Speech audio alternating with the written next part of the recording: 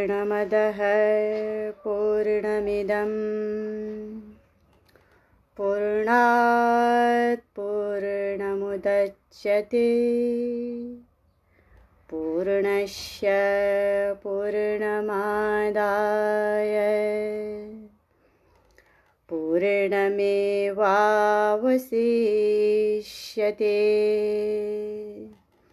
ॐ शान्तिः शान्तिः शान्तिः। आजको यो विचार सागर सत्सङ्ग कार्यक्रमको चौथो भागमा यो 22औं दोहासम्मको व्याख्या हजुरहरूलाई श्रवण गराएकी थिएँ। अब यो 23औं दोहामा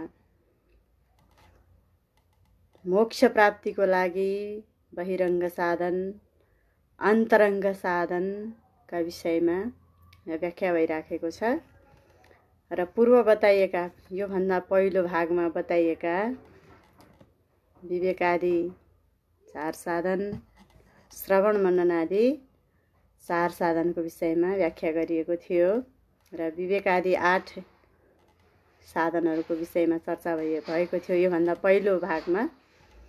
र अन्तरङ्ग साधन र बहिरङ्ग साधन भने यज्ञ तीर्थादि जति साधन छन् यी सबै मोक्ष प्राप्तिका लागि बहिरङ्ग साधन भनेर बताइएको छ।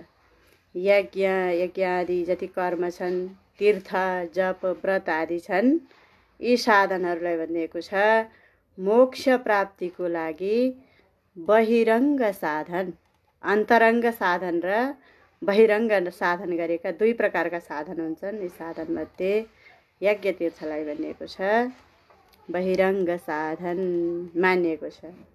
र बहिरङ्ग साधनले पनि कहिलेकाहीँ ज्ञान प्राप्ति हुन सक्छ भनेर बताएको छ यो विचार सागरमा। कसरी त भने बहिरङ्ग साधनमा पृथु महाराजले श्रीमद् भागवत महापुराणमा प्रसङ्ग आउँछ। पृथु महाराजले यज्ञ गर्दाखेरि सनक आदि मुनिहरू आउनुभएको छ र सनक आदिबाट पृथुले ज्ञान प्राप्त गरेर मोक्ष प्राप्त गर्नुभएको छ। भगवानका अवतार निमिका यज्ञमा नवयोगेश्वर पाल्नु भएको छ।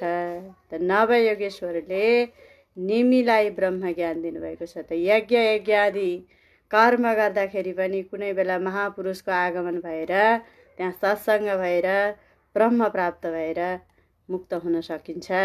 यो अन्तरङ्ग बहिरङ्ग साधनबाट पनि यसरी कहिलेकाहीँ ज्ञान प्राप्त भएर मोक्ष प्राप्त गर्न सकिन्छ भनेर यहाँ बताइएको छ। र पृथुका यज्ञमा पृथुले ज्ञान प्राप्त गर्नुभयो सनकादिबाट। नवयोगेश्वरबाट निमि राजाले ज्ञान प्राप्त गरेर मोक्ष हुनुभयो। र अनसन लिएर तीर्थ जानुभएका गङ्गाका किनारमा रहनुभएका महाराज परीक्षितलाई ज्ञान दिनको लागि भगवान शुकदेवजी पाल्नु भएको छ। त्यसैले परीक्षितका समीपमा भगवान शुकदेव त्यहाँ पाल्नु भएर परीक्षितले ज्ञान प्राप्त गरेर मोक्ष गति प्राप्त गर्नुभएको छ।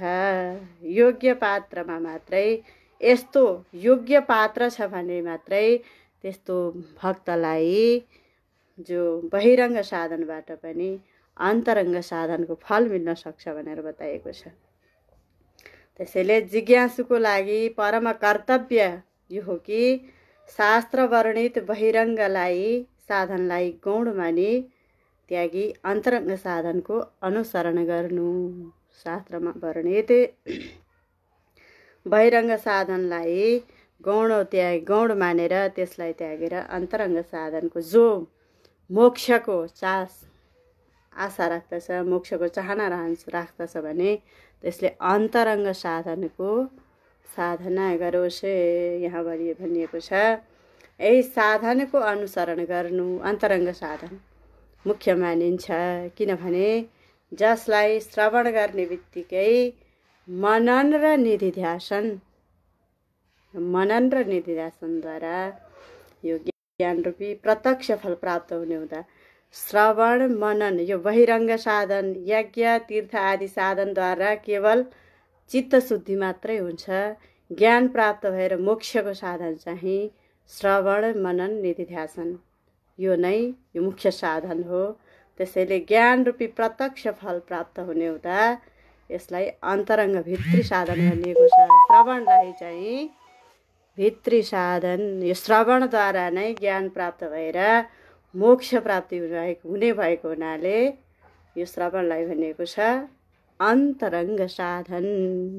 अब यसैमा विवेकादि चार साधन, विवेकादि चार साधन भनेको मोक्ष प्राप्तिको पहिलो साधन भनिएको छ। यी चार साधन नभइकन हामी ज्ञानको अधिकारी हुँदैनौँ। विवेक, वैराग्य, समाधि, सत् सम्पत्ति र मुमुक्षुता यी चार साधन भनिएको छ। पहिला यी चार साधन वेदान्त श्रवणमा नै उपयोग हो, किनभने विवेकादि साधन नभई बहिर्मुखी व्यक्तिहरूको लागि वेदान्त श्रवण साधन बन्दैन। पहिला यो विवेक आदि चार साधन सम्पन्न हुनु पर्यो, त्यसपछि मात्रै यो श्रवण साधन बन्दछ। श्रवण नभइकन मनन हुँदैन। श्रवण नभई मनन नभइकन निधिध्यासन हुने कुरै भएन। त्यसैले श्रवण मनन र निधिध्यासनद्वारा नै सबैभन्दा पहिला यो साधन बताइएको छ। श्रवण मनन र निधिध्यासनद्वारा नै ब्रह्म ज्ञान प्राप्त हुने हुँदा श्रवण मननको उपयोग शास्त्र सम्मत छ भनेर यहाँ बताइएको छ। आखिर यहाँ भनिएको छ मुमुक्षुले, जसलाई मोक्ष प्राप्त गर्ने इच्छा छ भने, मुमुक्षु भनेको मेरो मोक्ष होस्, मेरो मोक्षको उपाय के होला भनेर जसले यो इच्छा राख्दछ यसलाई भनिएको छ मुमुक्षु। मोक्ष भनेको हाम्रो अर्को जुनी नहोस्, यो जुनीमा नै आत्मालाई चिनेर त्यहीँ स्थित भएर हामीले मुक्ति प्राप्त गर्नु यो मुमुक्षु इच्छा राख्दछ जसले, यसलाई भनिन्छ मुमुक्षु। र यो मुमुक्षुले तत्पद र त्वम पदको अर्थको ज्ञान बिना अभेद ज्ञान प्राप्त हुने छैन। यहाँ यो भनिएको छ, वेदमा महावाक्य र महावाक्यको वर्णन आउँछ। तत्त्वमसि अहम ब्रह्मास्मि, तत्त्वमसिमा तत् त्वम असि भनेर बताएको छ। तत् भनेको त्यो, तिमी हौ, यहाँ आउँछन् तीनवटा पदमा। तत्पद र त्वम पदको अर्थको ज्ञान बिना त्यो तिमी हौ, त्यो भनेको जुन आत्मा तत्त्व नै तिमी हौ भनेर बताएको छ वेदले। यो पदको अर्थको ज्ञान बिना अभेद ज्ञान प्राप्त हुने छैन। सबैमा समभावले देख्न सकिने छैन। अभेद ज्ञान भनेको सबैमा समभाव बुद्धि, सबैमा ब्रह्म दर्शन, ब्रह्मदेखि बाहेक अरू केही छैन भन्ने ज्ञान हो। अभेद दर्शनम ज्ञानम ध्यानम निर्विषयम मनः, मन निर्विषय मन नै ध्यान हो। त्यसैले यसरी विवेकादि चार साधन तथा श्रवण मनन निधिध्यासन आदि चार साधन यसलाई भन्ने समेत गरी जम्मा 8 साधनलाई ज्ञान प्राप्तिको लागि उपयोग गर्नु मुख्य कुरा हो भनेर बताएको छ। ज्ञान अथवा श्रवणमा जसको प्रत्यक्ष फल छैन तापनि अन्तःकरणको शुद्धि रूपी फल मिल्ने हुनाले यज्ञ तीर्थादि कर्मलाई ज्ञानको बाहिरी साधन बनिएको छ। यज्ञ तीर्थबाट सिधै मुक्ति त पाइँदैन, तर यज्ञ आदि गरेर तीर्थ गरेर गयो भने हाम्रो चित्त शुद्धि हुने भएको हुनाले यी साधनलाई भनिएको छ बहिरङ्ग साधन, मुक्ति प्राप्तिको लागि बाहिरी साधन। यद्यपि कर्म चाहिँ संसारको साधन हो भनेको छ। यसबाट अन्तःकरण शुद्ध हुन सम्भव छैन तापनि सकामी फलेच्छुको लागि, जसले कामना राखेर कर्म गर्दछ त्यस्ताका लागि यसबाट अन्त यो पुनर्जन्मको फल, अर्को जन्मको पहिलो जन्मको फल सांसारिक साधनबाट मात्रै प्राप्त हुने हो भने निष्कामी पुरुषका लागि अन्तःकरण शुद्ध भइसकेपछि ज्ञान प्राप्त भएर मोक्ष फल मिल्ने हुनाले अन्तःकरण शुद्ध भएर जो निष्कामी छ भने त्यस्ताका लागि यी कर्मद्वारा चित्त शुद्धि भएर ज्ञान प्राप्त भएर मोक्ष फल मिल्ने हुनाले यज्ञादि तीर्थादि ज्ञान प्राप्तिको लागि यो बहिरङ्ग साधन मानिएको छ भनिएको छ शास्त्रमा। यो विचार सागरमा यो दोस्रो टीकाको वर्णन गरेको छ। दोस्रो यो 23औं दोहाको वर्णन गर्दैछु। अब यो विवेकादि अन्तरङ्ग साधनको विशेषता, विवेक आदि अन्तरङ्ग साधनको विशेषता श्रेष्ठताको वर्णन गरिन्छ। बहिरङ्गको तात्पर्य हो टाढाको, बहिरङ्गको अर्थ हुन्छ टाढाको हो भन्ने अर्थ बुझिन्छ र अन्तरङ्ग साधन चाहिँ निकटताको अत्यन्त समीपको हो भन्ने अभिप्राय हो। यज्ञादि कर्म र यसका साधन स्त्री पुत्र धनलाई त्यागेर, अब यज्ञादि कर्म र यसका साधन भनेको स्त्री पुत्र धनलाई त्यागेर त्यहाँ निर्लिप्त भएर रहने व्यक्ति नै ज्ञानको अधिकारी हुन्छ। आफ्ना धन परिवार बन्धु बान्धव यी सबै छन्, यी भनेका सबै नाशवान हुन् भनेर त्यहाँ निर्लिप्त भएर रहने जो व्यक्ति छ त्यसलाई नै भनिन्छ ज्ञानको अधिकारी। ज्ञान श्रवण गर्नको लागि त्यस्तो व्यक्ति मात्रै अधिकारी हुन्छ। यज्ञादि कर्मलाई गौण र सत्सङ्गलाई मुख्य मान्ने व्यक्ति नै खास ज्ञानको मुख्य अधिकारी हुन्छ।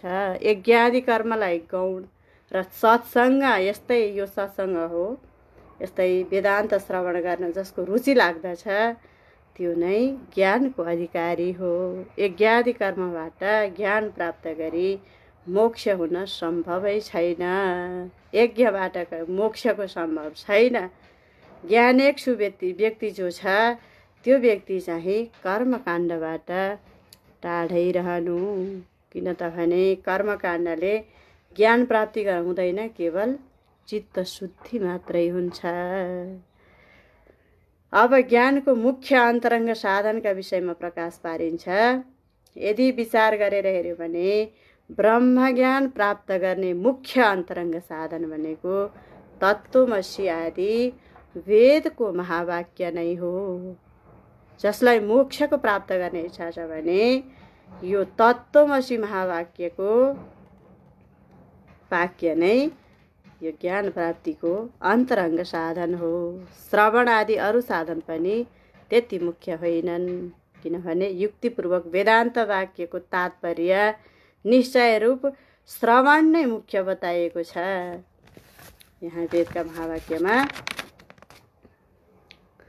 ब्रह्मको अभेद सिद्ध गर्ने र सारा भेदमा वाद उत्पन्न गरी त्यस वस्तुको निराकरण गर्ने जुक्ति बुद्धिबाट अद्वितीय ब्रह्मको चिन्तन नै मनन हो भनेर बताएको छ। जीव र यो ब्रह्मको अभेद सिद्ध गर्ने, यो वेदको महावाक्यमा ब्रह्मको अभेद सिद्ध गर्ने र सारा भेदमा वाद उत्पन्न गरी त्यस वस्तुको निराकरण जुक्ति बुद्धिबाट अद्वितीय ब्रह्मको चिन्तन गर्नु नै चिन्तन नै मनन हो। यो मननको परिभाषा यहाँ वर्णन गरिएको छ।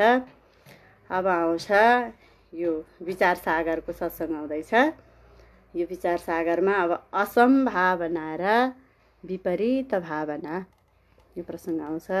असम्भावना भनेको के हो, विपरीत भावना भनेको के हो, यसको व्याख्या गरिन्छ। अनात्मा आकार वृत्तिलाई त्यागी, अनात्मा आकार वृत्तिलाई त्यागी व्यवधान रहित भएर ब्रह्माकार वृत्तिमा स्थित रहनुलाई नै निधिध्यासन भनिन्छ। निधिध्यासनलाई यहाँ वर्णन गरिन्छ। अनात्मा आकार वृत्तिलाई त्यागी व्यवधान रहित भएर ब्रह्माकार वृत्तिमा स्थित रहनुलाई नै निधिध्यासन भनिन्छ। त्यही निधिध्यासनको परिसाक्त अवस्था परिपाक अवस्था, निधिध्यासनको परिपाक अवस्थालाई नै समाधि भनेर बताइएको छ। जो निधिध्यासन श्रवण मननपछि निधिध्यासन र त्यसको परिपाक अवस्थालाई भनिएको छ समाधि। ब्रह्माकार वृत्ति भनेको यहाँ भनिएको छ, ब्रह्माकार वृत्ति भनेको वा अखण्डकार वृत्ति भनेको ब्रह्मा र जीवलाई एकता गरेको वृत्ति भनेको वा ब्रह्माकार वृत्ति भनेको वा अखण्डकार वृत्ति भनेको वा र ब्रह्मा र जीवलाई एकता गरेको बुद्धि वृत्तिमा आरूढ चेतन चाहिँ विशेष ज्ञान हो। यो ब्रह्माकार वृत्तिमा ब्रह्मा र जीवलाई एकता गरेको बुद्धि वृत्तिमा आरूढ चेतन चाहिँ विशेष ज्ञानद्वारा, विशेष ज्ञानले मात्रै आत्मामा भएको अविद्यालाई हटाउन सक्छ। अविद्या हटिसकेपछि विशेष ज्ञान पनि हटेर सामान्य ज्ञानमै रहन्छ। यो वेदान्तको माथिल्लो व्याख्या हो। र अविद्या हटिसकेपछि विशेष ज्ञान पनि हटेर अन्त्यमा सामान्य ज्ञानमै रहन्छ। ज्ञान नहुने जेलसम्म पनि सामान्य ज्ञान नै रहन्छ र ब्रह्म ज्ञान प्राप्त भइसकेपछि पनि सामान्य नै रहन्छ। जस्तै यसलाई उदाहरण पनि दिउँ, काठमा आगो सामान्य रूपले जता पनि रहेको हुन्छ। काठमा आगो सामान्य रूपले जताततै नै रहन्छ, व्यापक रूपले रहेको हुन्छ। त्यसलाई भनिन्छ सामान्य अग्नि। पहिला काठमा जताततै आगो हुनु सामान्य अग्नि। त्यस्तै गरी व्यापक रूपले रहेको हुन्छ जुन सामान्य अग्नि, र त्यो अग्निले त्यो काठलाई जलाउन सक्दैन। त्यो सामान्य अग्निले त्यो काठलाई पोल्न सक्दैन। अनि त्यो काठलाई गोड्दा गोड्दा गोड्दा त्यो घर्षणले त्यही भइरहेको अग्निलाई विशेष रूपले प्रकट हुन्छ। त्यो अग्नि विशेष रूपले प्रकट हुन्छ र त्यो प्रकट भएको विशेष अग्निले त्यो काठलाई पुरै डढाउँछ। विशेष अग्नि नभइकन त्यो काठलाई डढाउन सक्दैन। त्यसैले यो अग्नि सामान्य अग्निका रूपमा, त्यो विशेष अग्नि पनि अन्त्यमा गएर सामान्य अग्निमा नै रहन्छ।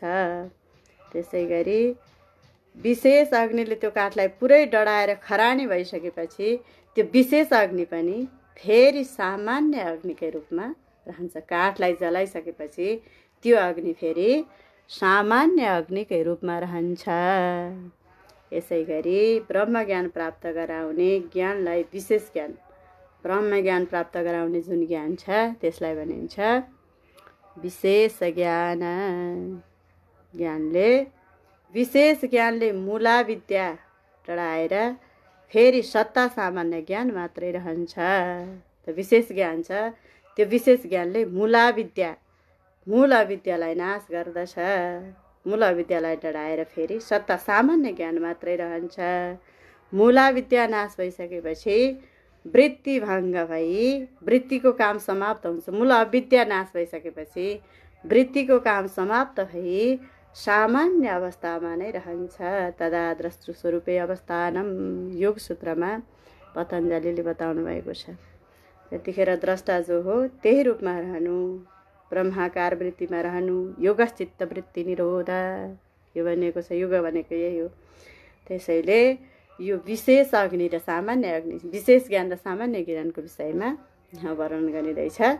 व्यक्त व्यक्तज्ञ बिजानात्, व्यक्त अव्यक्तज्ञ बिजानात् यहाँ वर्णन आउँछ। यो साङ्ख्य कारिकामा पनि यो वर्णन गरिएको छ।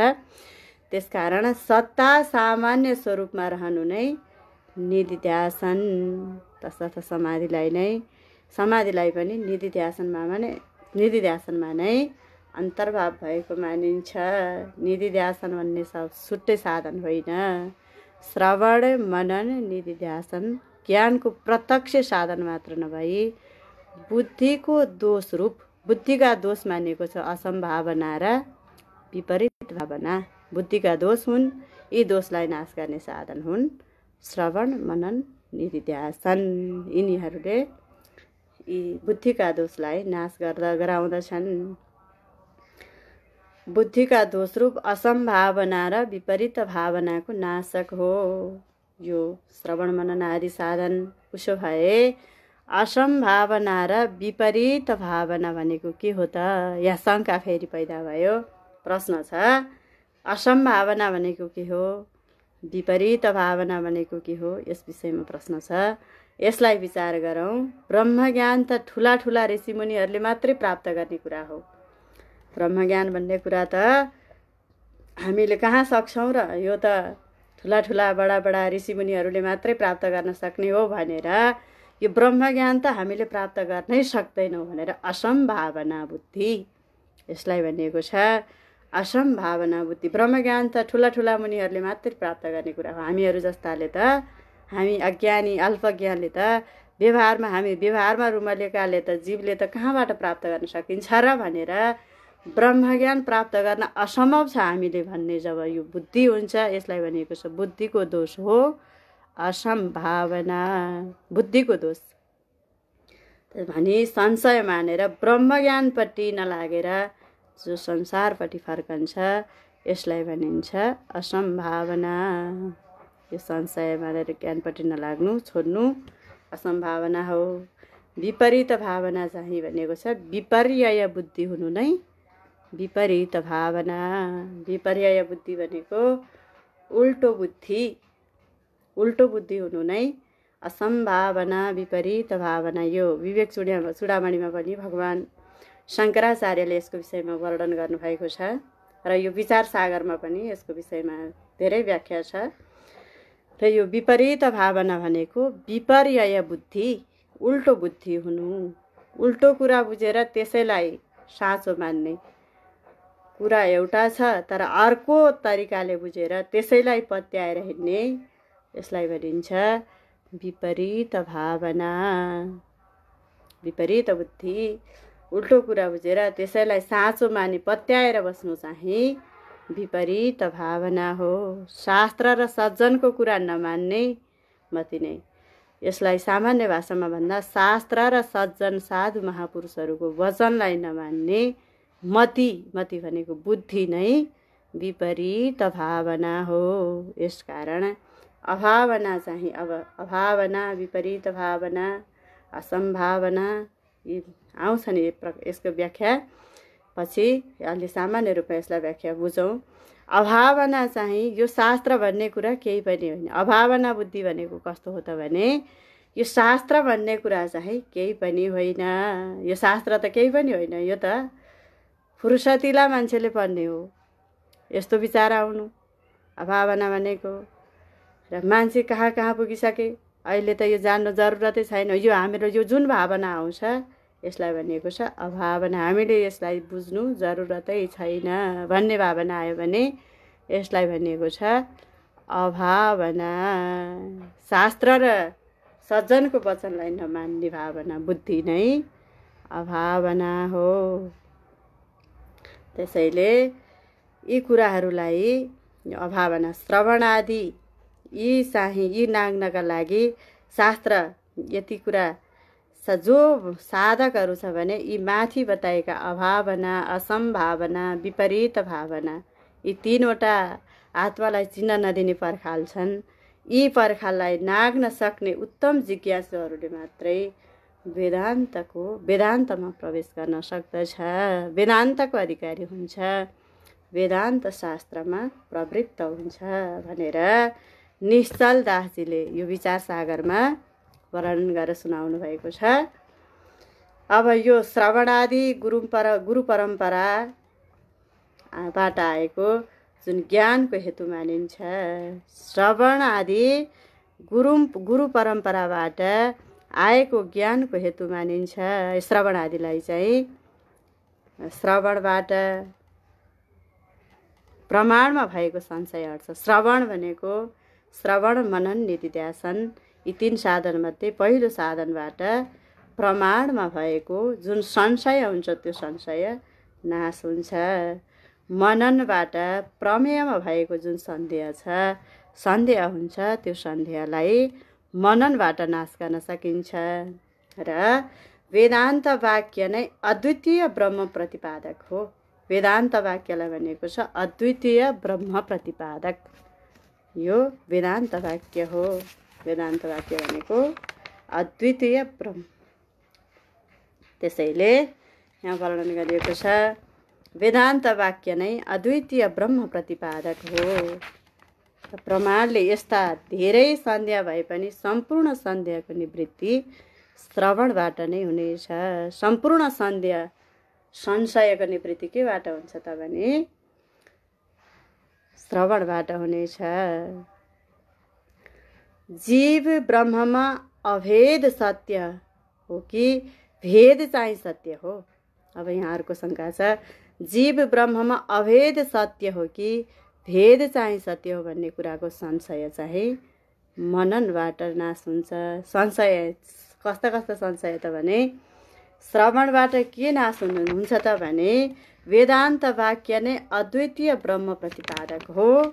प्रमाणले यस्ता धेरै सन्ध्या भए पनि सम्पूर्ण सन्ध्याको निवृत्ति चाहिँ श्रवणबाट हुन्छ। जीव ब्रह्ममा अभेद सत्य हो कि भेद चाहिँ सत्य हो भन्ने कुराको संशय चाहिँ मननबाट मात्रै हट्दछ। देह आदिमा सत्य हो कि देह आदि सत्य हो कि जीव र ब्रह्म भेद पनि सत्य हो कि भन्ने भावना नै विपरीत भावना। यस्तो भावना देह आदि पनि सत्य हो र जीव र ब्रह्म पनि भेद पनि सत्य हो भन्ने जब हामीमा भावना आउँछ त्यो भावनालाई भनिएको छ विपरीत भावना।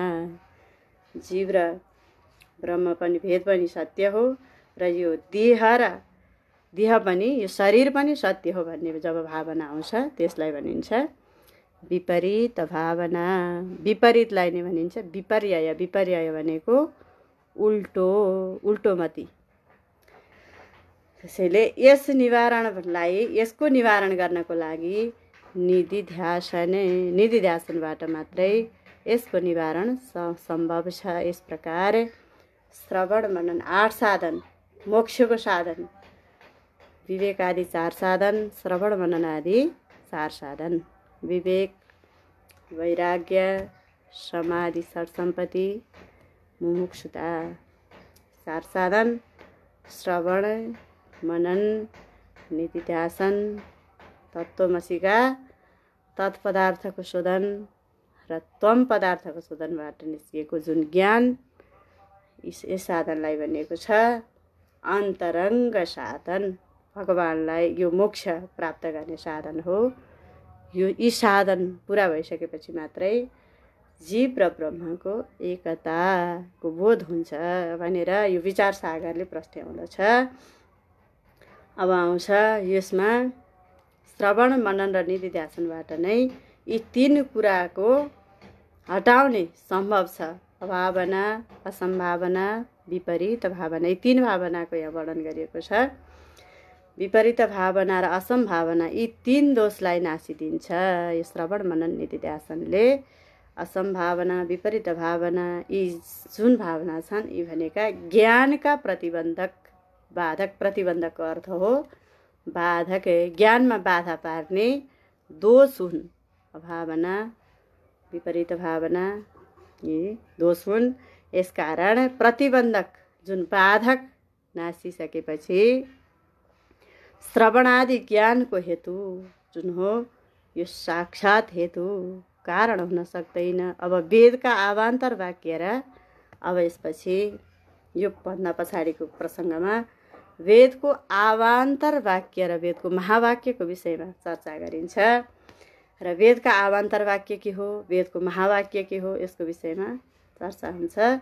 आवान्तर वेदका 2वटा वाक्य छन्, आवान्तर वाक्य छ र महावाक्य छन्। वेदका आवान्तर वाक्यबाट ब्रह्मको परोक्ष ज्ञान हुन्छ। ब्रह्म छ भन्ने कुरा चाहिँ हामीलाई थाहा हुन्छ तर ब्रह्मको चिन्नेको हुँदैन। ब्रह्म नचिन्नु अपरोक्ष ज्ञान हुँदैन। वेदको आवान्तर वाक्यबाट परोक्ष ज्ञान हुन्छ। महावाक्यबाट अपरोक्ष ज्ञानको हेतुता सिद्ध हुन्छ। अझ यसलाई यसरी बुझौँ कि ज्ञानको साक्षात साधन स्रोत र सम्बन्धी वेदान्त वाक्य हुन् जुन 2 प्रकारका छन्। ज्ञानको साक्षात साधन स्रोत र सम्बन्धी वेदान्त वाक्य नै दुई प्रकारका छन्। ती वाक्य के हुन् त भने पहिलो वाक्य हो आवान्तर वाक्य, दोस्रो वाक्य हो महावाक्य। दुईवटा वाक्य। आवान्तर वाक्यले हामीले के जान्नु पर्यो त भने सबैभन्दा पहिला वेदका आवान्तर वाक्यले ब्रह्मको परोक्ष ज्ञान गराउँछ र वेदको महावाक्यले ब्रह्मको अपरोक्ष ज्ञान हुन्छ, अपरोक्षानुभूति हुन्छ। त्यसैले महावाक्यबाट ब्रह्म साक्षात्कार हुन्छ।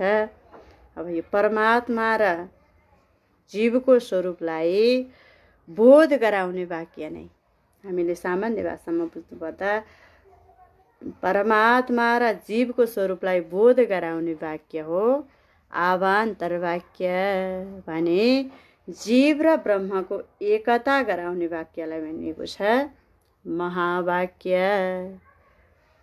ब्रह्म र जीव, परमात्मा र जीवको स्वरूपलाई बोध गराउने वाक्य आवान्तर वाक्य भने जीव र ब्रह्मको एकता गराउने वाक्य हो महावाक्य।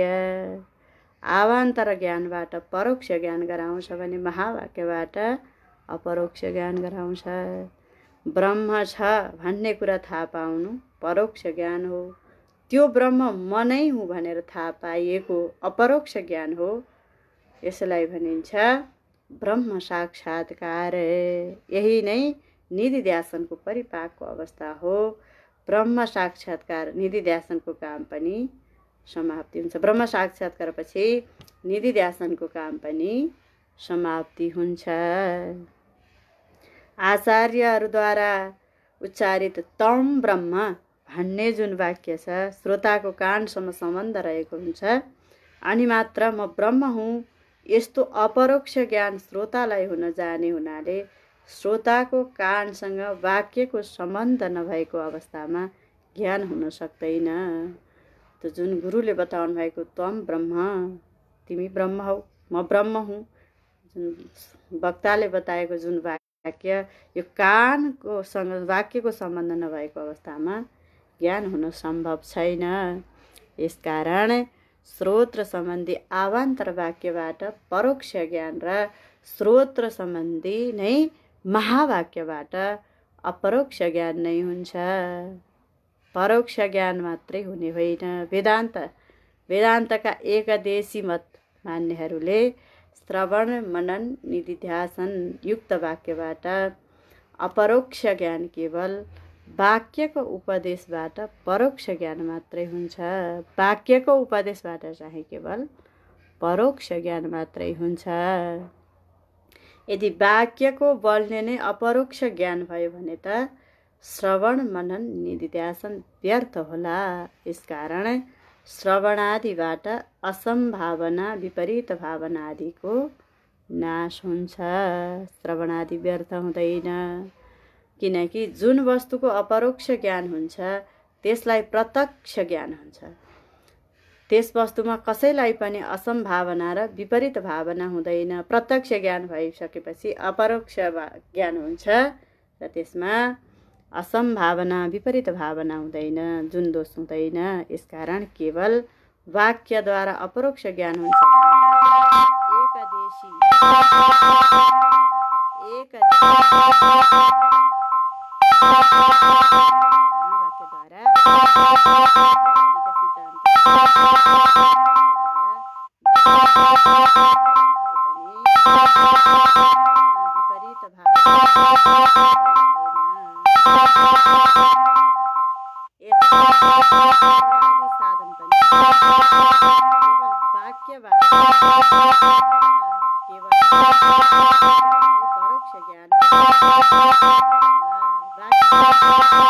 परोक्ष ज्ञान होला, अपरोक्ष ज्ञान नहोला भन्ने यसकारण यस मतमा श्रवणादि व्यर्थ मान्दैनन्।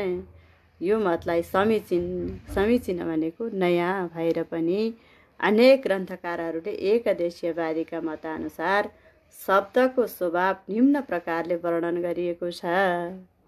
व्यवहित वस्तुको ज्ञान शब्दबाट हुन्छ। व्यवहित भनेको छोपिएको, व्यवहितको अर्थ हुन्छ छोपिएको। व्यवहित वस्तुको ज्ञान शब्दबाट हुन्छ। त्यो शब्दबाट हुने ज्ञान चाहिँ परोक्ष ज्ञान हो। शब्दबाट हुने ज्ञान चाहिँ परोक्ष ज्ञान हो। कुनै प्रकार पनि व्यवहित वस्तुलाई देख्नलाई शब्दबाट सकिँदैन। कुनै प्रकारले पनि त्यो व्यवहित वस्तुलाई देख्नको लागि शब्दबाट सम्भव हुँदैन, सकिँदैन। जस्तै स्वर्ग छ, व्यवहित भनेको स्वर्ग छ भन्ने कुरा र स्वर्गमा देवताका राजा इन्द्र छन् र अरू देवता पनि छन् भन्ने कुरा शास्त्र रूपी शब्दबाट थाहा पाइएको छ। शब्दबाट हुने ज्ञान हो। त्यसैले परोक्ष ज्ञान, जो वस्तु व्यवहित हुन्छ उसको शब्दबाट पहिला परोक्ष हुन्छ।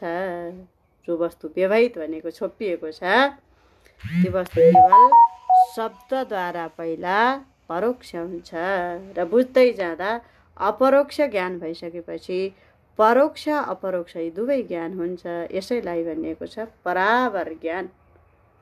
र बुझ्दै गइसकेपछि व्यवहित वस्तुलाई सबैभन्दा पहिला शब्दबाट परोक्ष हुन्छ र बुझ्दै गइसकेपछि फेरि अपरोक्ष ज्ञान भइसकेपछि परावर ज्ञान हुन्छ।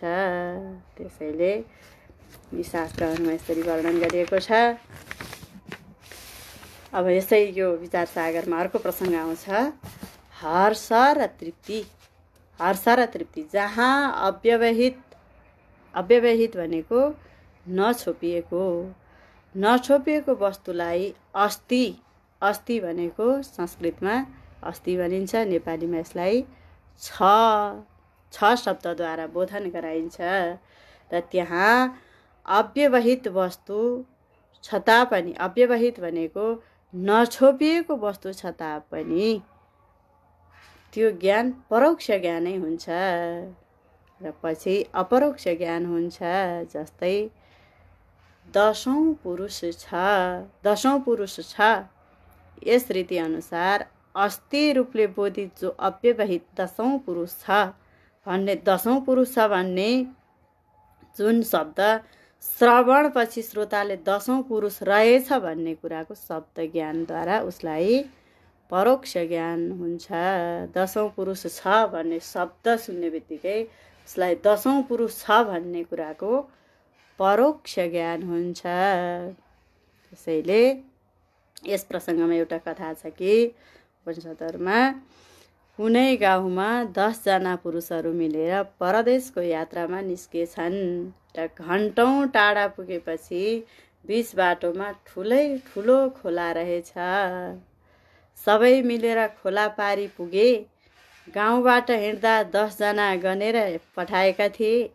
खोला पारी पुगेपछि साथीहरू गन्न थाले। जसले गने पनि 9 मात्रै छन्, एउटा पुग्दैन। 10 जना पठाएका थिए घरबाट। सबैले आफूलाई गन्न छाडेर अरूलाई गणना गर्थे। आफूलाई समेत गर्नुपर्छ भन्ने कुरा भुलेका थिए। तिनीहरू बीच ठुलो अन्योल खडा भयो। चिन्ता मान्न लागे र चिन्ताले अब साथी हरायो भनेर पिरो लिन लागे। 10औं साथी कहाँ हरायो होला भनेर पिर मान्न लागे।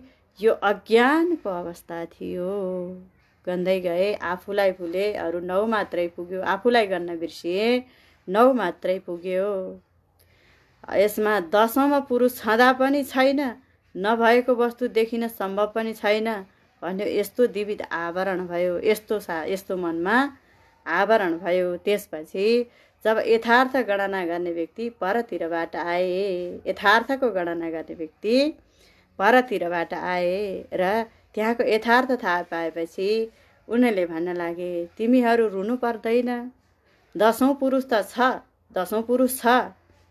जब यो सुनेपछि उनीहरूको 10औं पुरुष छ भन्ने कुराको ज्ञान भयो। 10औं पुरुष छ भन्ने कुराको ज्ञान भयो। 10औं पुरुष छ भन्ने कुराको जुन ज्ञान हुनुलाई चाहिँ भनिएको छ परोक्ष ज्ञान। यसलाई भनिएको छ यो हो परोक्ष। तर 10औं पुरुष को हो त मैले देखेको छैन भन्नु चाहिँ यो हो परोक्ष ज्ञान। छ भनेर ढुक्क त भयो, हराएको साथी फेला छ भन्ने त ढुक्क छ, तर कहाँ छ त्यो थाहा छैन, त फेला परेको छैन, त्यो त्यति बेलासम्म त्यो परोक्ष नै ज्ञान रहन्छ। 10औं पुरुष छ भने यस्तो ज्ञान चाहिँ परोक्ष ज्ञान हो।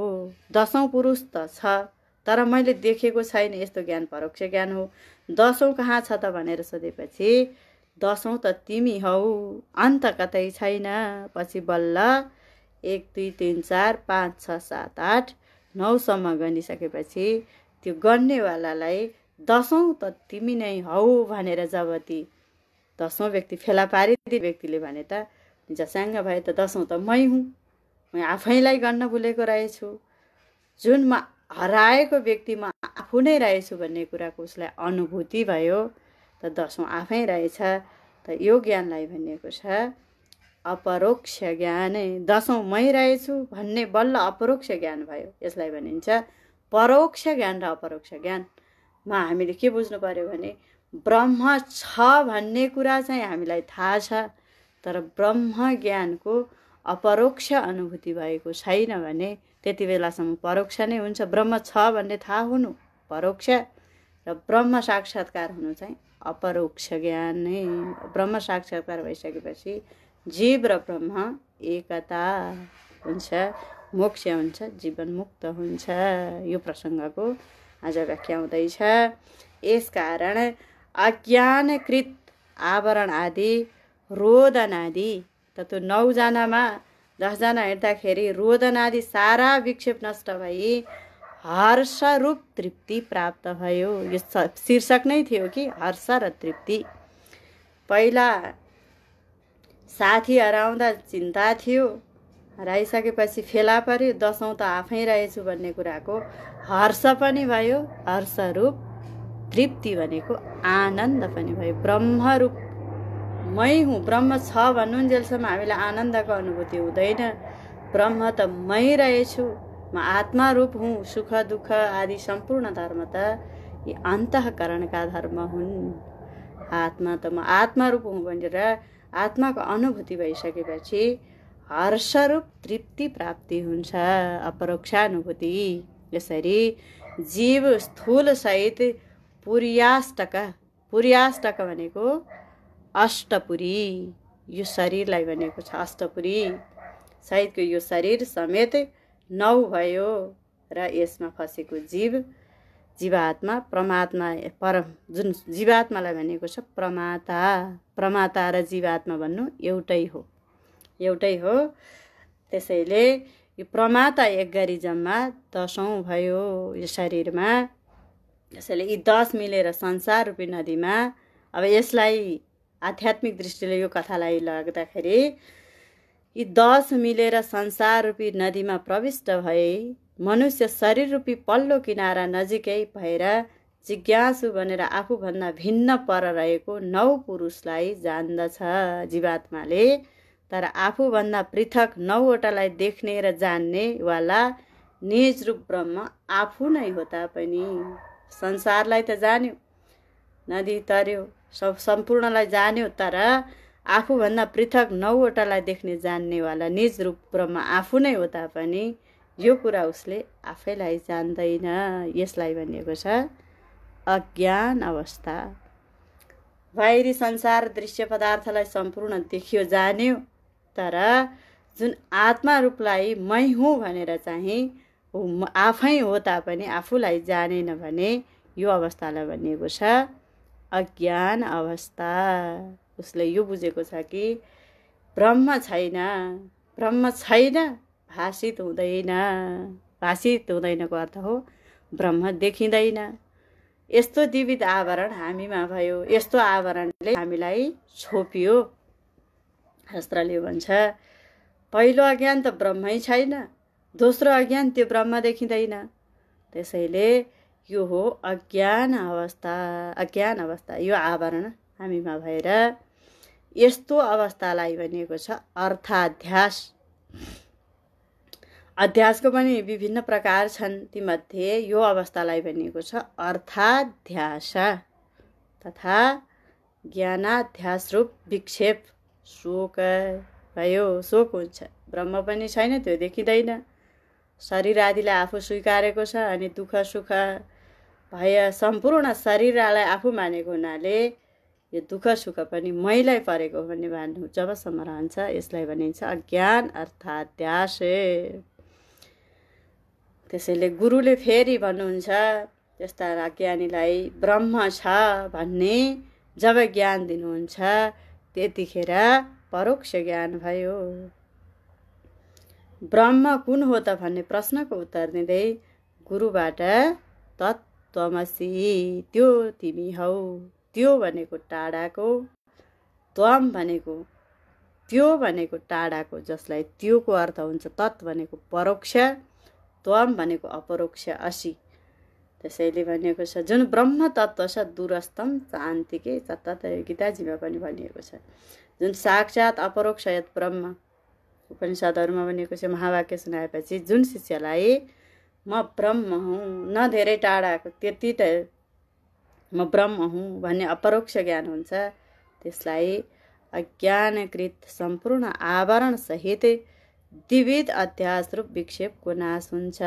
तत्त्वमसि भन्ने वाक्यले अहम ब्रह्मास्मिको बोध भइसकेपछि मात्रै यो अज्ञानकृत आवरण सम्पूर्ण नाश भएर यो द्विविध अध्यास कुन अध्यास त अर्थाध्यास ज्ञानाध्यास या अध्यासको नाश भएर विक्षेपको नाश भएर जसबाट जिज्ञासुलाई अत्यन्त हर्ष आत्माको अनुभूति भइसकेपछि अत्यन्त हर्ष र निरङ्कुश अतिशय निरतिशय त्योभन्दा सुख र तृप्ति र आनन्द अर्को केही छैन यस्तो तृप्ति मिल्दछ भनेर यो अपरोक्षानुभूतिका विषयमा यो विचार सागरमा चर्चा गरिन्छ। अब यसलाई अझ यसरी बुझौँ कि अव्यवहित आवरण रहित वस्तुको नियम यो छ कि अव्यवहित शब्दबाट अपरोक्ष ज्ञान हुन्छ। अव्यवहित जुन शब्द छ अव्यवहित भनेको नछोपिएको शब्दबाट जुन आवरण रहित वस्तुको नियम यो छ कि अव्यवहित शब्दबाट अपरोक्ष ज्ञान हुन्छ, परोक्ष ज्ञान हुने होइन। जस्तै तमस्य तमसी यस शब्दबाट बोधन गरेपछि त्यो कुराको श्रवण गर्नेलाई अपरोक्ष ज्ञान नै हुन्छ, अपरोक्ष ज्ञान नै हुन्छ। ब्रह्म सबैको आत्मा भएको हुनाले अव्यवहित नै छ, सबैको आत्मा हो ब्रह्म, त्यसैले त्यो ब्रह्म अव्यवहित नै छ भनेर बताएको छ। र यस ब्रह्मलाई वेदका आवान्तर वाक्यले अस्थि रूपले बोधन गराएको छ। वेदको आवान्तर वाक्यले चाहिँ के बताएको छ त यो शब्दलाई भने यस ब्रह्मलाई अस्थि रूपले बोधन गराएको छ, ब्रह्म छ भन्ने रूपले बोधन गराएको छ। यसबाट अव्यवहित ब्रह्मलाई यस आवान्तर वाक्यले परोक्ष नै ज्ञान नै गराउने हो। त्यसपछि दशौं त तिमी हौ यस वाक्यले समान श्रोताहरूमा ब्रह्मलाई आफू आत्मा रूपले महावाक्यद्वारा नै बोधन गर्दछ। त्यसैले महावाक्यद्वारा अव्यवहित ब्रह्मको परोक्ष ज्ञान नभइकन महावाक्यले ब्रह्मको परोक्ष ज्ञान नभई अपरोक्ष ज्ञान नै गराउँदछ, प्राप्त हुन्छ। जसलाई ब्रह्मको अपरोक्ष ज्ञान हुन्छ उसलाई असम्भावना विपरीत भावना आदि दोष रहँदैन। जसलाई ब्रह्मको अपरोक्षानुभूति भएको छ उसलाई असम्भावना विपरीत भावना अभावना आदि गरिएका यी बुद्धिका दोषहरू रहँदैन। उसका बुद्धिमा असम्भावना विपरीत भावना रूप आदि दोष रहेको छ भने त्यो दोष रूप कलङ्क सहित ज्ञान रूपको फलको हेतु बन्दैन। यो दोष निवृत्तिका लागि मुख्य भनेको श्रवण आदि कर्तव्य हो। श्रवण आदि यो दोष निवृत्तिका लागि मुख्य साधन भनेको श्रवण आदि हो। जसको बुद्धिमा यो दोष छैन, निर्मल छ, उसका लागि श्रवण आदिको पनि त्यति जरुरत छैन। असम्भावना विपरीत भावना यी हटेका यस्ता व्यक्तिहरूलाई श्रवण आदिको पनि आवश्यकता छैन। यस प्रकार महावाक्य नै ज्ञानको साधन हो। अरू श्रवण आदि ज्ञानको साक्षात् साधन हुन सक्दैन। अरू जुन साधन छ श्रवण आदि साधन छन्, श्रवण आदि पनि त्यति अरू श्रवण आदि ज्ञानको साक्षात् साधन हुन सक्दैन। तापनि ज्ञानको प्रतिबन्धक, प्रतिबन्धक भनेको आवरण, प्रतिबन्ध दोषनाशक, दोषको नाशक अवश्य हुन्छ। श्रवण चाहिँ यो जुन आवरण छ, आवरण हटाउनको लागि अवश्य यो साधन हुन्छ। यसकारण श्रवण आदि ज्ञान प्राप्तिको कारण मानिएको हो। ज्ञान प्राप्तिको लागि श्रवण आदि कारण हो। त्यसैले श्रवण आदिको हेतु भनेको, श्रवण आदिको कारण चाहिँ के हो त भने विवेक आदि हो। विवेक, वैराग्य, समाधि, सत्सम्पत्ति र मुमुक्षुता। विवेक, वैराग्य, समाधि, सत्सम्पत्ति र मुमुक्षुता, यी साधन, चार साधन सम्पन्न पुरुष नै ज्ञानको सच्चा अधिकारी हो भनेर यो विचार सागरमा वर्णन गरिएको छ। यतिसम्म 23औं दोहा सम्पन्न भयो। अब आउँछ 24औं दोहा। 24औं दोहामा यहाँ वर्णन गरिएको छ ग्रन्थ र अहिलेसम्म यहाँ अनुबन्ध चतुष्टयका विषयमा नै चर्चा हुँदैछ। र ग्रन्थ र विषयमा, यो ग्रन्थ छ विचार सागर, यस ग्रन्थ र विषयमा कस्तो भाव सम्बन्ध रहन्छ त यस विषयमा यहाँ चर्चा गरिएको छ। यो दोहामा प्रतिपाद्य र प्रतिपादक भाव सम्बन्ध रहन्छ। यो ग्रन्थ र विषयमा के सम्बन्ध रहे त भने प्रतिपाद्य प्रतिपादक भाव सम्बन्ध छ। यो ग्रन्थ विचार सागर ग्रन्थ प्रतिपादक हो भने यसको विषय हो प्रतिपाद्य हो। प्रतिपादन गर्नेलाई प्रतिपादक भनिन्छ। प्रतिपादक भनेको के हो त भने जसले प्रतिपादन गर्दछ त्यसलाई भनिन्छ प्रतिपादक। र प्रतिपादन गर्न योग्य वस्तुलाई चाहिँ प्रतिपाद्य वस्तु भनिएको छ। त्यसैले अब ग्रन्थ र विषयमा प्रतिपाद्य प्रतिपादक भाव सम्बन्ध रहन्छ। अधिकारी र फलको बिचमा प्राप्य प्रापक भाव सम्बन्ध। ग्रन्थ र विषयमा प्रतिपाद्यक प्रतिपाद्य सम्बन्ध, भाव सम्बन्ध। अधिकारी र फलका बिचमा प्राप्य प्रापक भाव सम्बन्ध।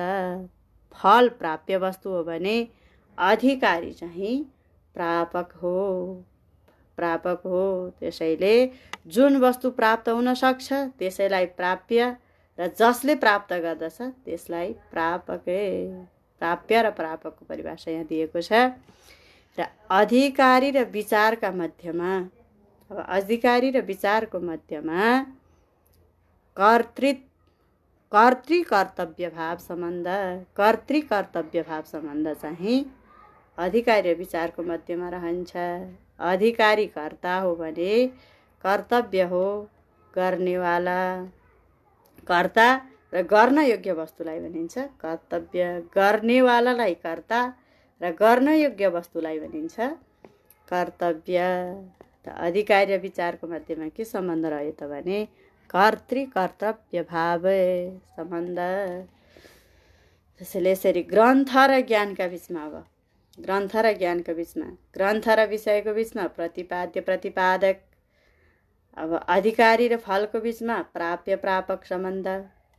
त्यस्तै गरी अधिकारी र विचारको मध्यमा कर्तृकर्तव्य भाव सम्बन्ध, र ग्रन्थ र ज्ञानका बिचका विषयमा जन्य जनक भाव सम्बन्ध रहन्छ।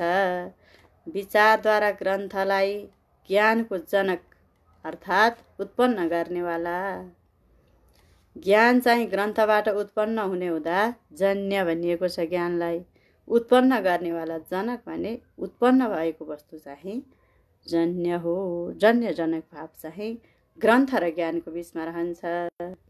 त्यसैले यस प्रकार अन्यान्य सम्बन्धका बारेमा पनि यस दोहामा वर्णन गरियो। अब आउँछ 25औं दोहा। 25औं दोहाको पनि व्याख्या गरौँ। यस विषय वस्तुलाई प्रष्ट पारिन्छ कि यस ग्रन्थको विषय जीव ब्रह्मको एकता हो। यो विचार सागरको विषय के हो त भने जीव ब्रह्मको एकता हो। यस ग्रन्थमा जीव ब्रह्ममा ऐक्य प्रतिपादन गरिएको छ। यो ग्रन्थमा जीव र ब्रह्मलाई ऐक्य प्रतिपादन गरिएको छ। यसकारण जीव ब्रह्मको एकता नै ग्रन्थको विषय हो। यो ग्रन्थको विषय अनुबन्ध चतुष्टयमा यसको विषय के हो त यो विचार सागरको भने अधिकारी कस्तो हुनुपर्छ हजुरहरूलाई वर्णन गराइयो। अब यो विषय के हो, प्रयोजन के हो, सम्बन्ध के हो, यसको विषयमा अनुबन्ध चतुष्टयकै विषयमा व्याख्या हुँदैछ। यसको विषय के हो त यो विचार सागरको विषय भने जुनसुकै ग्रन्थमा पनि अनुबन्ध चतुष्टय हुन्छ। पुराण आदि शास्त्रमा, साहित्य दर्शनमा, वेदान्त दर्शनमा, न्यायशास्त्रमा, साङ्ख्य दर्शनमा सबैमा अनुबन्ध चतुष्टयको निरूपण गरिएको हुन्छ र यो विचार सागरमा पनि अनुबन्ध चतुष्टयको निरूपण गरिएको छ। यसैको चर्चा हुँदैछ। अब यो ग्रन्थको विषय के हो त भने जीव र ब्रह्मको एकता नै यो विचार सागरको विषय हो। जीव ब्रह्मको एकता सबै वेद वाक्यहरूले प्रतिपादन गरेका छन्। जीव र ब्रह्मको एकता चाहिँ सबै वेद आदि वाक्यहरूले प्रतिपादन गरेका छन्। जीव ब्रह्मका बीचमा भेद छ भने मनगढन्ते व्याख्या गर्ने पुरुष वेद विरोधी हुन्। यसमा भनिएको छ यो विचार सागरमा जीव र ब्रह्मको बीचमा भेद छ भनेर मनगढन्ते व्याख्या गर्ने पुरुषलाई भनिएको छ वेद विरोधी एवं ती सठ हुन्। सठ शब्द प्रयोग गरेको छ। सठ के हो? सठको हो त यहाँ प्रश्न पनि छ। यसको उत्तरमा जो पुरुष उसका सामुन्ने मिठो बोल्छ, उसका पछाडि जथाभावी बोल्छ भने त्यो हो सठ। सामुन्नेमा चाहिँ मिठो बोल्ने, नरम बोल्ने, पछाडि गएर जथाभावी बोल्छ भने उसको अनुपस्थितिमा त्यसलाई भनिन्छ सठे। र बोल्दै अरूको अहित गर्दै हिँड्छ भने त्यो हो सठे। अब यहाँसम्म अधिकारी विषय जुन अनुबन्ध चतुष्टयमा अधिकारी विषय र सम्बन्ध यतिसम्मको चर्चा यहाँ व्याख्या गरियो। अधिकारी विषय सम्बन्ध प्रयोजन, ग्रन्थको प्रयोजन। अब प्रयोजनको विषयमा पनि व्याख्या आउँछ। अब आउँछ यो 26औं दुआ। 26औं दुआमा यस दुआमा प्रयोजनका विषयमा वर्णन गरिन्छ। अब आउँछ प्रयोजन। प्रपञ्चको कारण अज्ञान तथा प्रपञ्च संसार यी दुवै जन्म मरण रूप दुःखका हेतु हुन्। यो संसार जन्म मरण रूप दुःखका कारण हुन्। त्यसैले अज्ञान र अज्ञानबाट खडा भएको यो प्रपञ्चलाई अनर्थ भनिएको छ। अज्ञान र अज्ञानबाट सृष्टि भएको यो संसारलाई भनिएको छ अनर्थको भनिएको छ। यस अनर्थको निवृत्ति र परमानन्द प्राप्तिलाई नै मोक्ष भनिन्छ। मोक्ष के हो त भने यो दुःखरूप संसार अनर्थको कारण हो। अज्ञान र अज्ञानबाट सृष्टि भएको संसार अनर्थ हो। अनर्थको निवृत्ति र परमानन्दको प्राप्तिलाई नै मोक्ष भनेर बताइएको छ। यस ग्रन्थको परम प्रयोजन मोक्ष र ज्ञान चाहिँ आवान्तर प्रयोजन हो, जसलाई प्राप्त गर्न पुरुषभित्र कामना हुन्छ, मोक्षलाई प्राप्त गर्ने इच्छा हुन्छ, जसलाई त्यो परम प्रयोजन हो। जसलाई मोक्ष प्राप्त गर्ने तीव्र इच्छा हुन्छ त्यो हो परम प्रयोजन। यो परम प्रयोजनको अर्थात् यसलाई भनिन्छ पुरुषार्थ पनि भनिन्छ। यो अभिलाषा दुःखको निवृत्ति र परम सुखको प्राप्ति हुनुका कारणले मोक्ष रूप नै मानिन्छ। परम प्रयोजन मोक्ष नै हो। परम प्रयोजन नै मोक्ष हो। ज्ञान परम प्रयोजन होइन, यो आवान्तर प्रयोजन मात्रै हो। ज्ञान चाहिँ आवान्तर प्रयोजन मात्रै हो, किनकि ज्ञान दुःखको निवृत्ति र सुख प्राप्तिको साधन त हो। ज्ञान चाहिँ दुःखको निवृत्ति र सुख प्राप्तिको साधन त हो, तर पूर्ण रूपले यसले अनर्थको निवृत्ति नहुने हुनाले मोक्ष प्राप्तिको लागि ज्ञान आवान्तर प्रयोजन हो। यो जटिल प्रसङ्ग छ, यसलाई बुझ्नुपर्छ। जुन ज्ञानबाट दुःखको निवृत्ति र सुखको प्राप्तिको साधन चाहिँ हो, तर अनर्थको निवृत्ति चाहिँ नहुने हुनाले मोक्ष प्राप्तिको लागि ज्ञान आवान्तर प्रयोजन हो। जो वस्तुबाट परम प्रयोजनको प्राप्ति हुन्छ, जुन वस्तुबाट परम प्रयोजनको प्राप्ति हुन्छ उसलाई आवान्तर प्रयोजन भनिन्छ।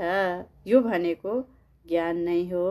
किनभने ग्रन्थबाट उत्पन्न जुन ज्ञानद्वारा मोक्षरूप परम प्रयोजनको प्राप्ति हुन्छ।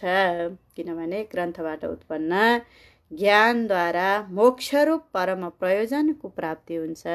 यसकारण ज्ञान आवान्तर प्रयोजनीय हो भनेर यो 26औं उद्धारले व्याख्या गरेको छ। अब आउँछ यस श्लोकमा यस ग्रन्थको प्रयोजनको बारेमा उत्पन्न हुने शङ्का र त्यसको समाधानका विषयमा यहाँ चर्चा गरिन्छ।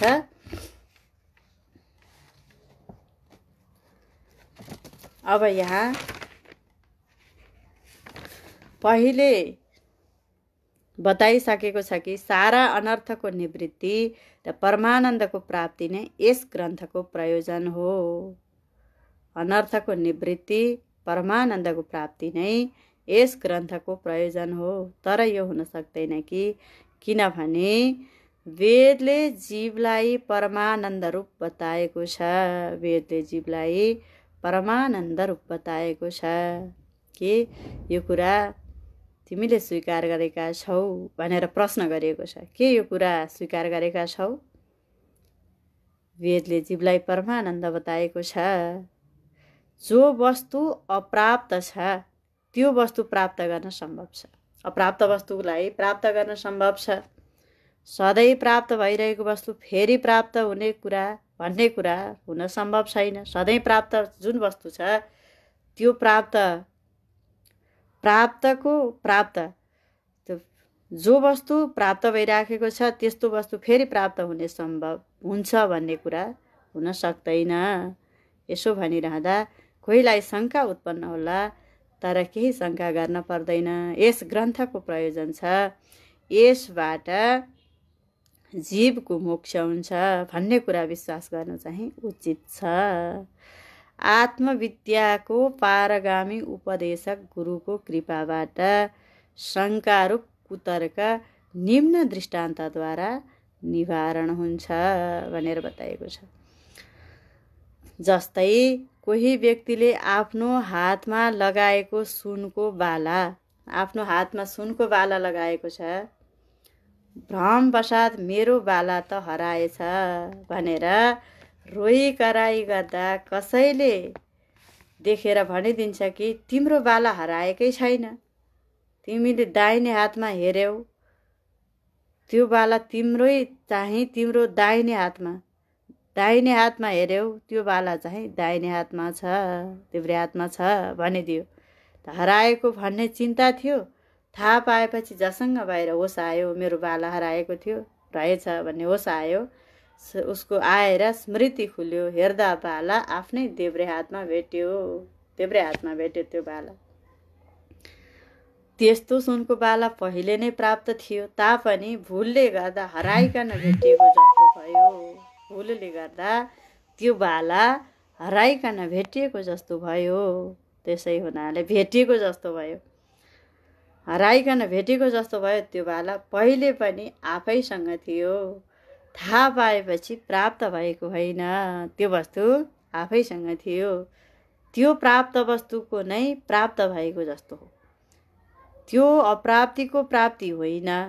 त्यो ब्रह्मस्वरूप आत्मा पनि आफै हुँ, तर अज्ञानले गर्दा देहात्म बुद्धि बन्यो। ब्रह्मरूप आत्मारूप आफै हुँ तापनि अज्ञानले गर्दा देहात्म बुद्धि, त्यो शरीर चाहिँ म हुँ भन्ने बुद्धि भयो अज्ञानले गर्दा। र म फलानुको छोरा नाति फलानु जातको हुँ भन्ने भीमा अध्यास भयो। परमात्मादेखि आफू छुट्टै छु ठान्यो। परमात्मा त देवलोकमा हुनुहुन्छ, म यस मर्त्यलोकमा छु। देवलोकमा भएका देवताको उपासना गरेर म पार तर्नेछु भन्ने यो भेद बुद्धिको उदय भयो। यसलाई भनिन्छ भेद बुद्धि।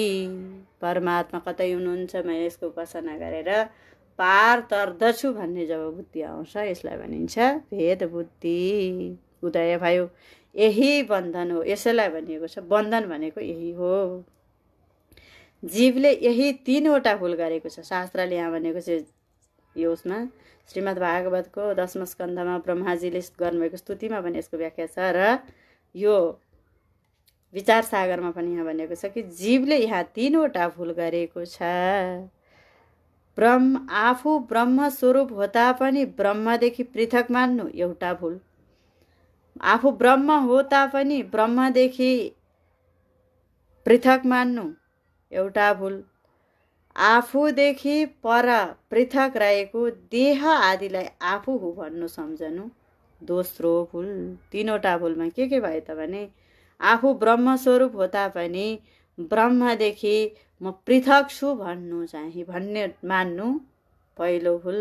दोस्रो भुल आफूदेखि पर रहेको देह आदिलाई आफू हो भन्ने सम्झनु दोस्रो भुल। आफूदेखि पृथक जो वस्तु छँदै छैन, आफूदेखि पृथक जुन वस्तु छँदै छैन त्यो नभएको वस्तुलाई देवता ठानेर त्यसैलाई देवता ठाने उपासना गरेर त्यही देवतालाई प्राप्त गरेर म पार तर्दछु भन्ने, मेरो उत्तम पार तरेर उत्तम गति हुन्छ भन्ने यस्तो विपर्य बुद्धि रूपी बन्धनमा बाँधिनु 3वटा भुल। 3वटा भुलमा तेस्रो भुल के हो त भने जो वस्तु छँदै छैन, आफूदेखि अर्को छँदै छैन, आत्मा आफू हो, देहादि शरीरलाई आत्मालाई आफू रूपी आत्मालाई अर्को ठान्नु एउटा भुल। देहादि शरीरलाई आफू मान्नु दोस्रो भुल। र आफूदेखि पृथक जो वस्तु छँदै छैन त्यो नभएको वस्तुलाई देवता ठानेर त्यसैलाई देवता ठाने उपासना गरेर त्यही देवतालाई प्राप्त गरेर म पार तर्दछु, मेरो उत्तम गति हुन्छ भन्ने विपर्य बुद्धि जुन बन्धनमा बाँधिएको छ त्यो भुल हो तेस्रो भुल। यस प्रकारको भ्रान्ति अज्ञानीहरूलाई हुन्छ। यो भ्रान्ति कसलाई हुन्छ त भने जो अज्ञानी छ त्यो अज्ञानीलाई हुन्छ, हुन जान्छ। यद्यपि अनेक पण्डित मूर्ख सारा भ्रान्तिमा नै परेका छन्, किनभने जो मानिस जीव र ब्रह्मको वियोग छुट्टा छुट्टै रूपले स्वीकार गर्दछ भने उसलाई मूर्खमा नै गनिन्छ भनेको छ विचार सागरले। जो व्यक्ति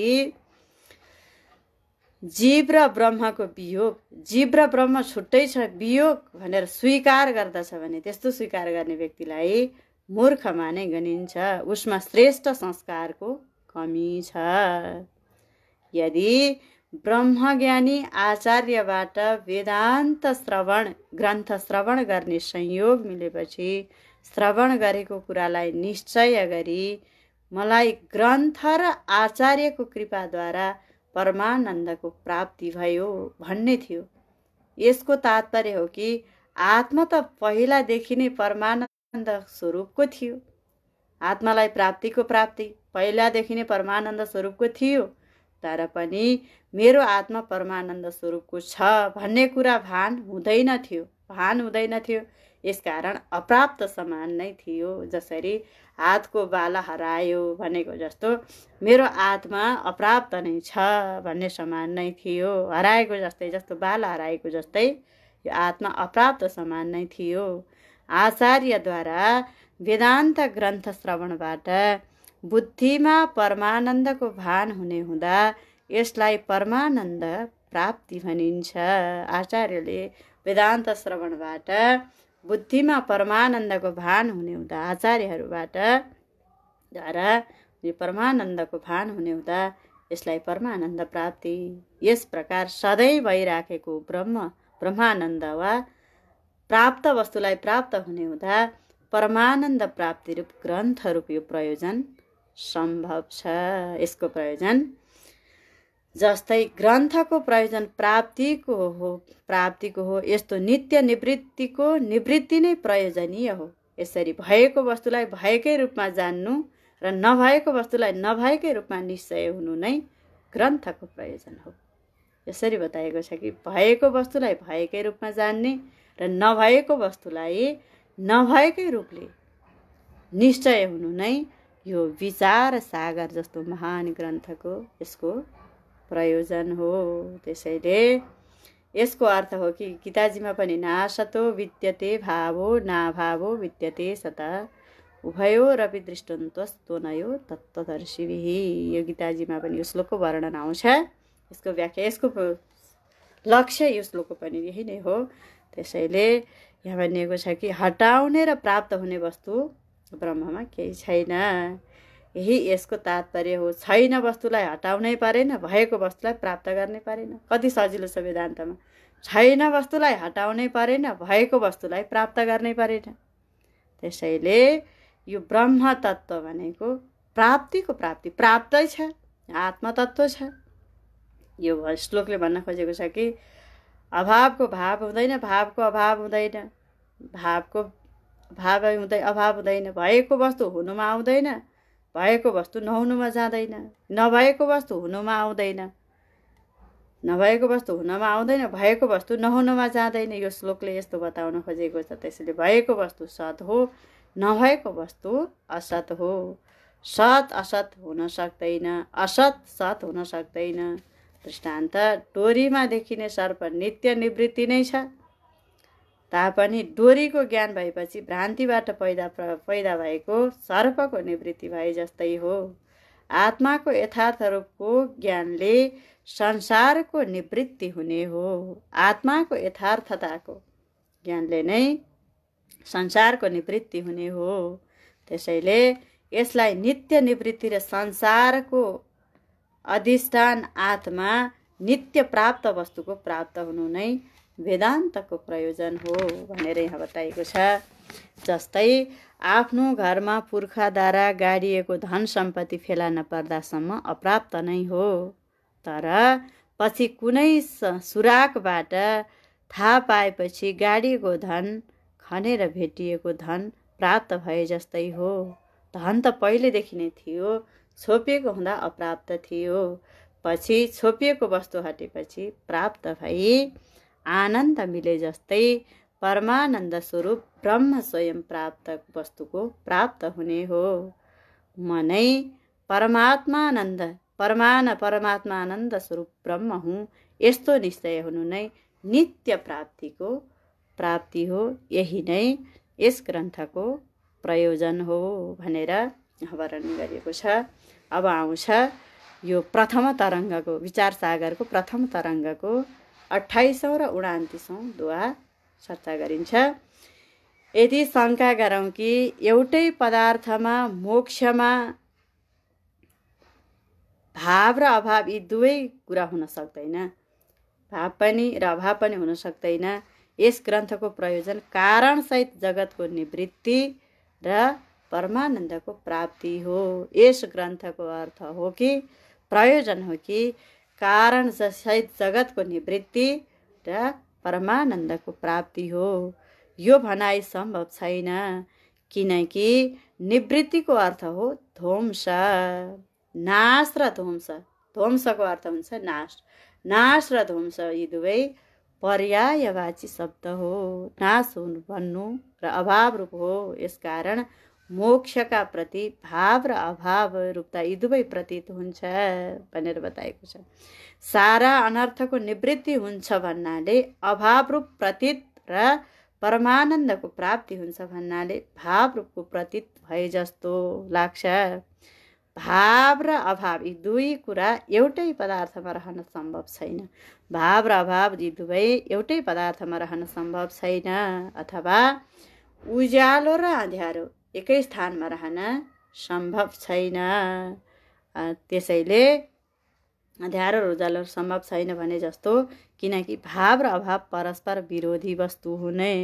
जो विरोधी धर्म छ, धर्म भनेको धर्मलाई भनेको छ स्वभाव, स्वभाव नै धर्म हो, सो विशेषण पनि हो।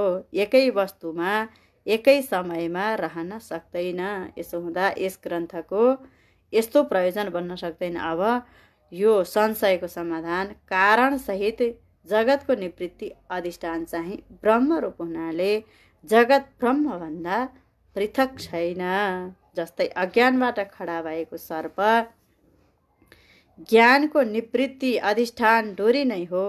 भाष्यकार भाष्यकार हुनुहुन्छ भगवान शङ्कराचार्य।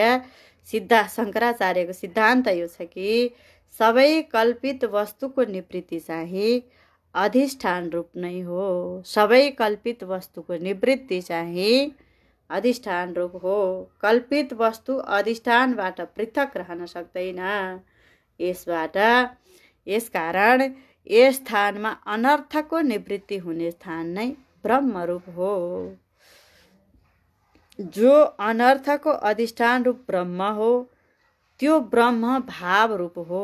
यसकारण अनर्थको निवृत्ति भावरूप हुनाले ग्रन्थको प्रयोजन सिद्ध हुन्छ भनेको छ।